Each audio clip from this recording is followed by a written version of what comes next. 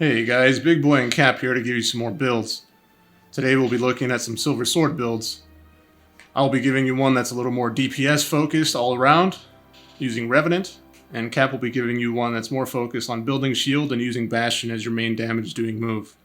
So let's look at the Silver Sword first real quick. The Silver Sword itself you can get from the Christmas event and level it up during the Christmas event. Phoenix Labs also brings it back randomly throughout the year for you guys to continue leveling it up.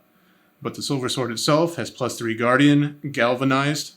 It increases your shields by 50%, increased healing by 30% from all sources, 300 base max health, and it also generates frost sprites that increase your damage, maxing out at 4 sprites.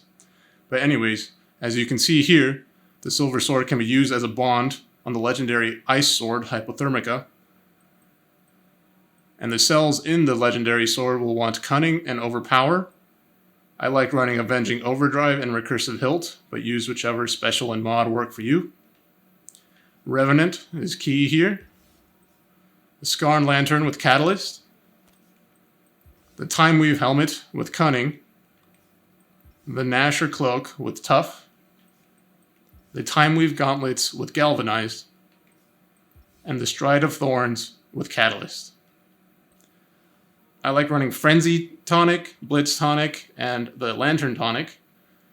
And running through our list of perks real quick, we have +6 Catalyst for our tonic effectiveness and duration, Cunning and Galvanized for crit chance and damage, Overpower and Predator for base damage. Predator, you just got to keep your dodges in. Tough for more health so that you can use Revenant more, which gives you more damage. And 3 Guardian, which shares shield. This comes innate on the Silver Sword. And it works very well, synergizes very well with multiple people running the same build, and especially synergizes well with someone running the shield build that Cap is about to give you. Hey guys, Captain here, and I'm going to show you what I usually run when Big runs that DPS build. So, this build is going to revolve mostly around shielding, given that you're using the Bastion Omnicell, but let's dive right into it. So, obviously we're going to have the Urska Legendary Sword, and we're going to put a Catalyst cell in there and an Aegis cell. And for the bond, as expected, the Silver Sword. For the special and the mod, Avenging Overdrive and Recursive Hilt are my favorite combo.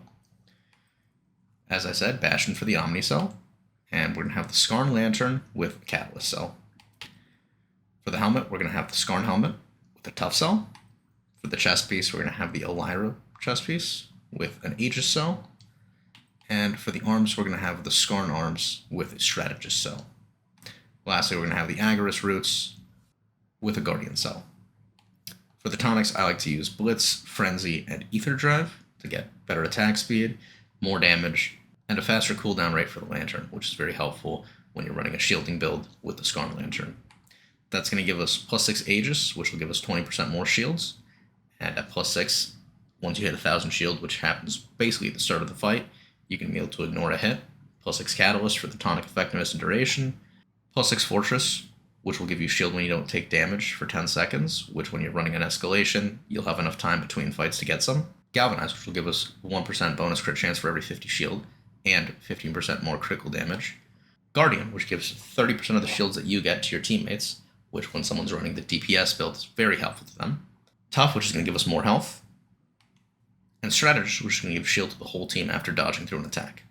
So there's a lot of synergy between these two builds. You can use them pretty much anywhere. Hunting Grounds, Escalation, Heroic Escalation.